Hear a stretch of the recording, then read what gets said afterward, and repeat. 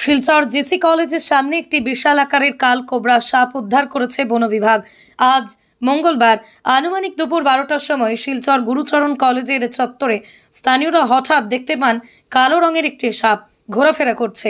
এই সাপ কলেজ চত্বরে দেখে স্থানীয় মনে আতঙ্ক সৃষ্টি হয়, কেননা কলেজ চত্বরে অনেক ছাত্রছাত্রীরা চলাফেরা করতে কোনো সময় দুর্ঘটনা ঘটে গেলে সেই দায় কে নেবে? খবর দেওয়া হয় বন বিভাগে। বন বিভাগের কর্মীরা ঘটনাস্থলে পৌঁছে অনেক চেষ্টার পর সাপটিকে উদ্ধার করে। এটা কিটা সাপ? Oriental red snake.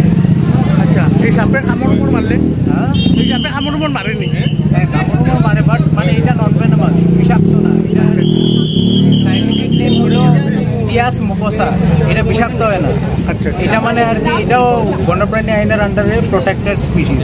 তো ওটার লিগে আর কি কলেজ এরিয়া, স্টুডেন্ট এরিয়া, তো যে কোনো মানুষে আর কি যদি নির্বিষ সাপও যদি কোনো মানুষের কামড়াতেও ডরায়া মরে যায়, কারণ এইরকম ডেথ হয়। তো যে কারণে আর কি গরম টাইম তখন এদিকে চুপচাপ বই গেছে। অ্যাকচুয়ালি ইন্দুর ব্যাং এসব খাইবার লিগায় এমনি কোনো মানে ক্ষতি নাই, জাস্ট খালি একটু দেখতে বড় আর ব্ল্যাক হয়, দেখে মানুষে একটু ভয় পায়। এটারে টেনশনের কোনো কিছু নাই। তো যেহেতু আমরা একটু আইতে লেট হয়েছে, কারণ আমরা অন্য রেস্কিউতে আসলাম, ওই জাস্ট খালি এখন রেস্কিউ হয়েছে, তখন আমরা এটা রিজার্ভ ফরেস্টে ছেড়ে দিই। শিলচর জেসি কলেজের সামনে একটি বিশাল আকারের কাল কোবরা সাপ উদ্ধার করেছে বন বিভাগ। আজ মঙ্গলবার আনুমানিক দুপুর 12টার সময় শিলচর গুরুচরণ কলেজের চত্বরে স্থানীয়রা হঠাৎ দেখতে পান কালো রঙের একটি সাপ ঘোরাফেরা করছে।